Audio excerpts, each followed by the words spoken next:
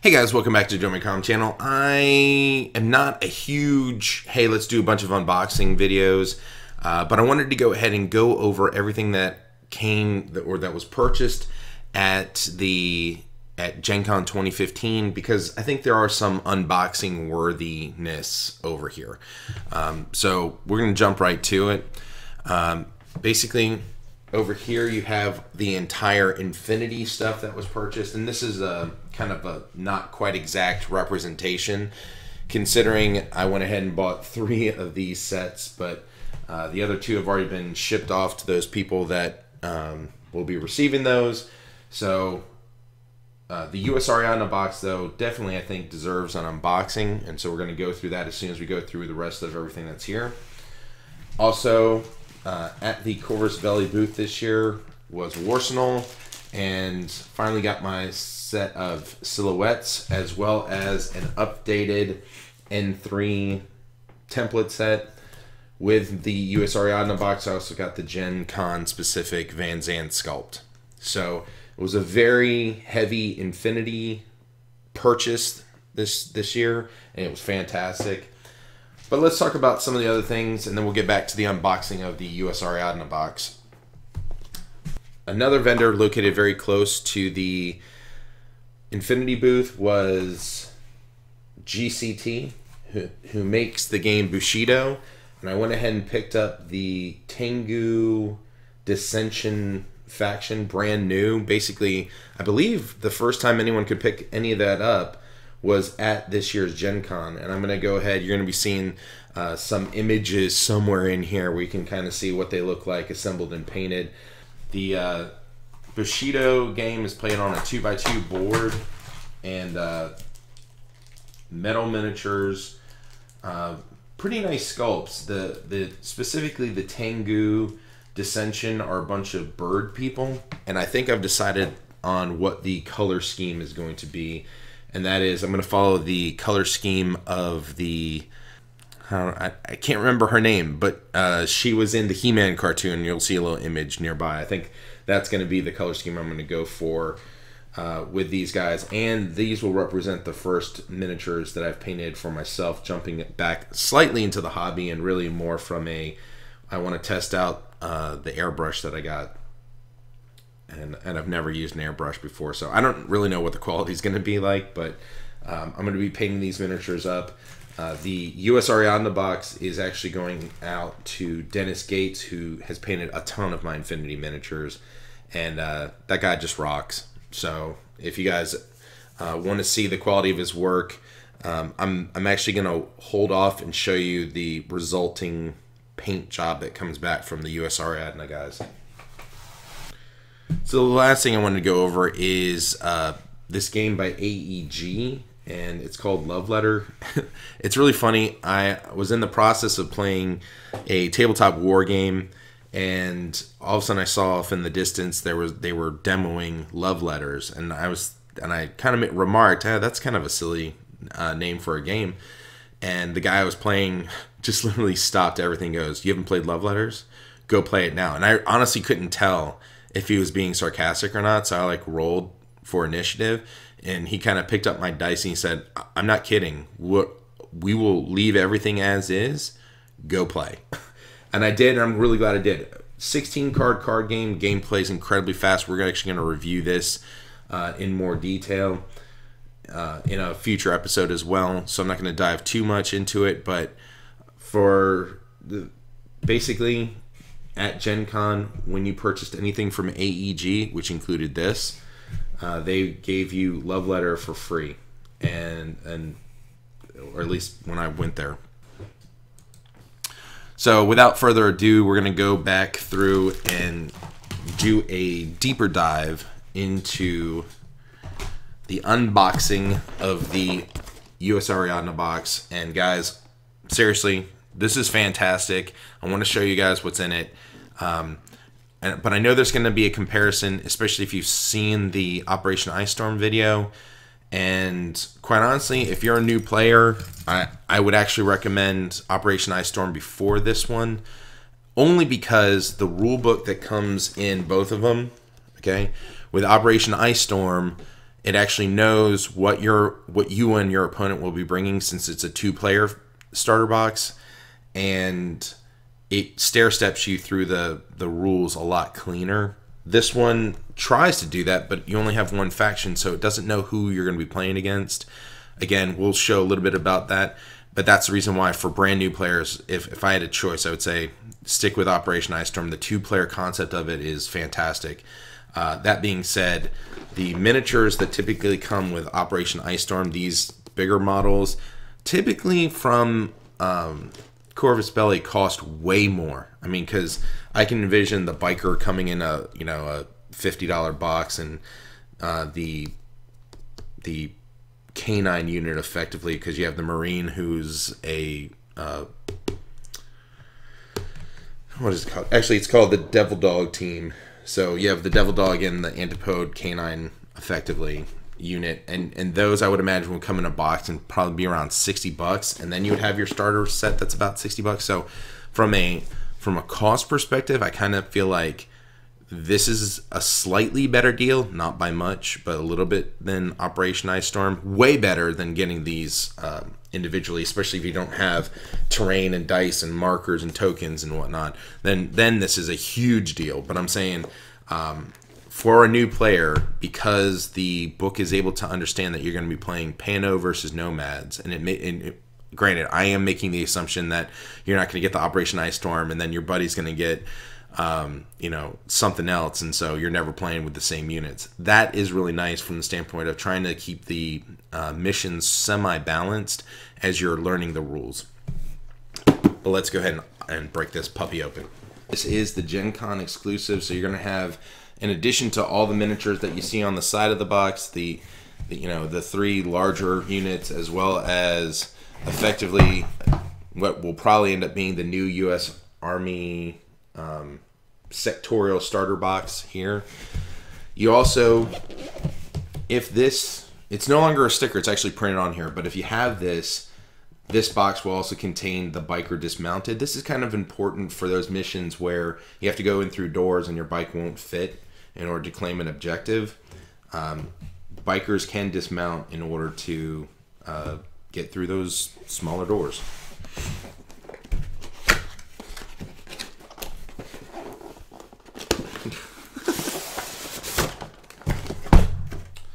So, of course, I guess really before you go much farther, the artwork is fantastic on the box, and love the preview for what you're going to be getting inside here. Much like the Operation Ice Storm box, it comes like this.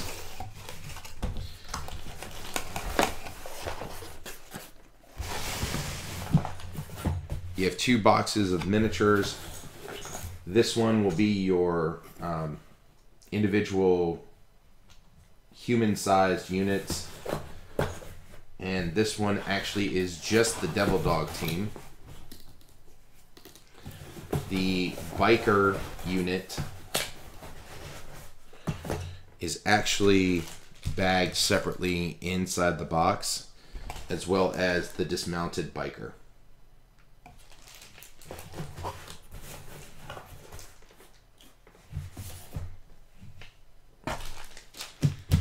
Included in this set as well is 3 gaming dice. Again, much like the Operation Ice Storm. Color themed to be USAriadna with this olive green color, as well as the one symbol being a Ariadna symbol. I don't know if you can, let's see if we can get a little close up on that. So I don't know if you can see that or not, but that's the Ariadna symbol in general, not specifically USAriadna.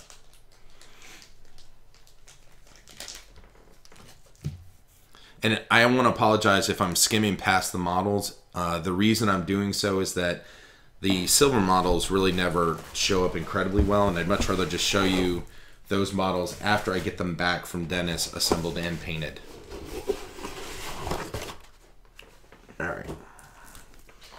So, included in here is the, and again, I think this is mainly just to let you know that the miniature that's outside the boxes is the Mavericks motorized recon battalion.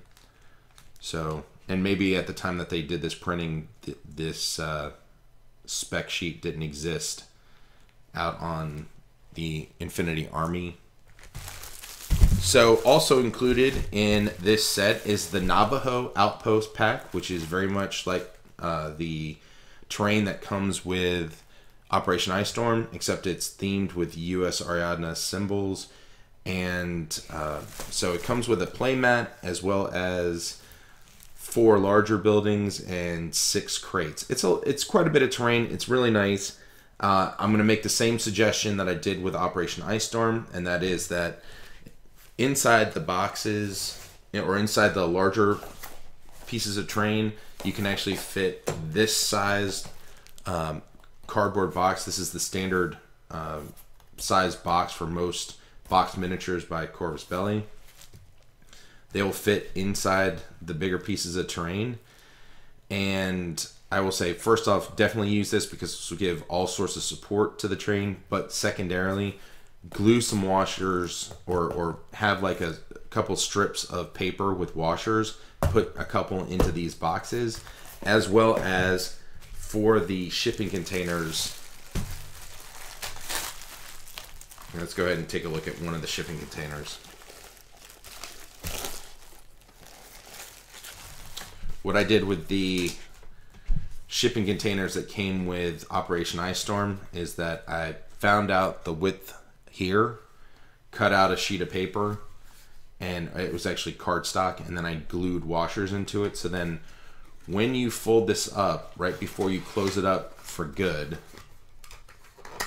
okay, you'll slide in the cardstock and the washers, and it helps because just giving this cardstock terrain just a little bit more heft to it means that as you're playing the game, it'll stay in place. So as you move miniatures, the terrain doesn't slide.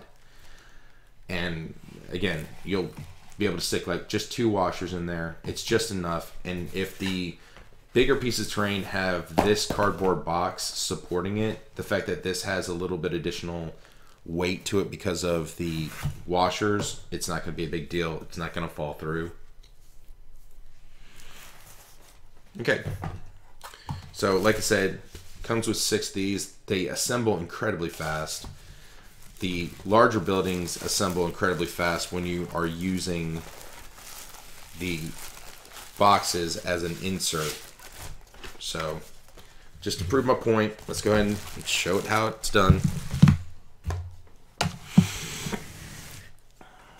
Alright, this is still flat. Okay, haven't done anything to it. Here's my cardboard box. Basically what you're going to do is open it up. On the bottom, fold all the tabs down.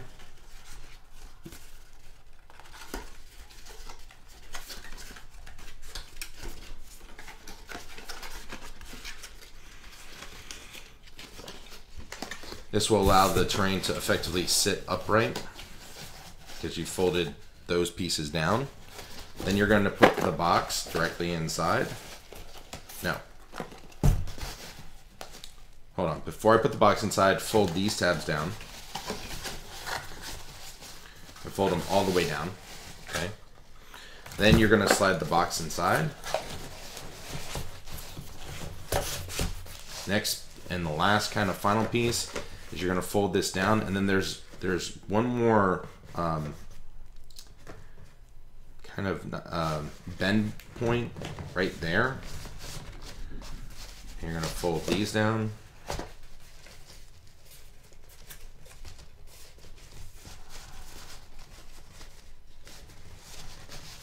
And they will slide in around the box. It assembles incredibly fast, and again, with the terrain, you don't necessarily have to worry about trying to get it into the slot here. Because again, I could put a ton of miniatures now down on top of this and it's not going to go through. Now, would I still recommend that you get the models in this box assembled and painted and out of it before you put it in the terrain? Yes. Would I also recommend that you put some washers into the cardboard boxes that you use as inserts? Yes. Because again, right now it's not going to move very much because it's got all those miniatures in it, but if it's just the box, you will find that as you have miniatures walk up the side, I mean, you're already seeing it, it'll cause the terrain to slide back and forth. Just save yourself the trouble. So the last thing that comes in the box is this package, which actually has multiple things in it. Let's take a look at this. So like Operation Ice Storm, it comes with a ton of tokens. And unlike Operation Ice Storm, it actually has the flame templates because you have guys that actually utilize these templates in this box. Whereas in Operation Ice Storm, you didn't have any direct flame template weapons, so the only template was the smoke or the dispersion template for jumping in. You'll also notice that it comes with more silhouette markers than Operation Ice Storm, but again, that's because the 3 models that I showed that are the larger ones are represented with silhouettes. Now these are, I believe, objective markers, but it just says player A and player B. I'm not quite sure. Haven't read through the book yet, so as soon as I do that, I'll let you know. Standard measuring device, as well as a ton of tokens, regular, irregular, impetuous, wound, camo, mine markers. This is dogged level 2, the lieutenant order, unconscious markers, burnt, prone. It comes with everything you need, quite honestly. But again, this is everything that a single player needs, and you still need to get your next player. If you already have a group of people who are into Infinity in your area, this is a win. If you have an interest in playing USAriadna, which honestly, the models look fantastic, and I'm dying to find out how well they do or do not play. One of the guys that is going to be featured on this channel in the near future, his name's Chris Leonard. He is going to be running hardcore with USAriadna, and I'm going to kind of be right there to find out more and more about how the USAriadna strategies work. This last book is a quick rules guide, as well as giving you some fluff about USAriadna, telling you a little bit about Van Zandt and the different types of units. It's very similar feel, the kind of descriptions that you would see in one of the more expensive rule books. Walks you through all the things that come in the box, and as you turn to this page, you start to see the specific rules that you would see at the beginning of the N3 rulebook, talking about line of sight. I am kind of finding this funny though, because I must have turned to the Spanish section. Let's flip this over, and look at that, English. And so it's both English and the Spanish version all kind of bundled into one. Talks about order generation, order usage, the different types of cover, how to comprehend a weapons range.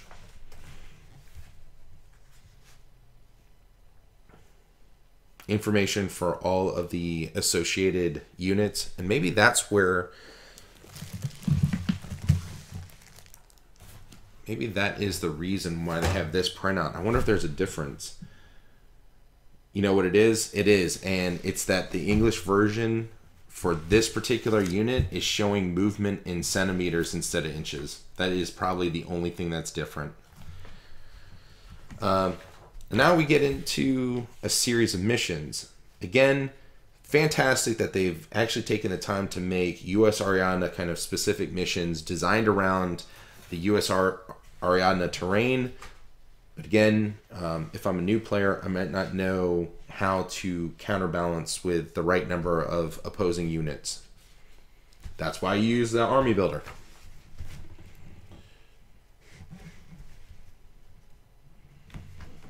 I like this. How to expand your army. Of course. A, Van Zandt. B, 112. Again, the most powerful unit in all of Infinity. Trust that. Dozers. That's fantastic. The Tractor Mule. Looking forward to see the 6th Airborne Rangers Regiment, Desperados, and the hard cases. They actually showed some of the hard cases at the Infinity booth. But I didn't see these other two. Models might not be out yet. I guess that's not fair. I saw it at the Infinity seminar, And so there you go. That is the unboxing of the USAriadna box. Hope you guys enjoyed it. I know a lot of you are like, oh, we want to see the miniatures more. But again, understand that what you're talking about is a multi-part miniature, right? And I just think that you're going to get a better sense of what is included in the miniature once they're assembled and painted. Thank you guys, and I'll see you soon. Take care.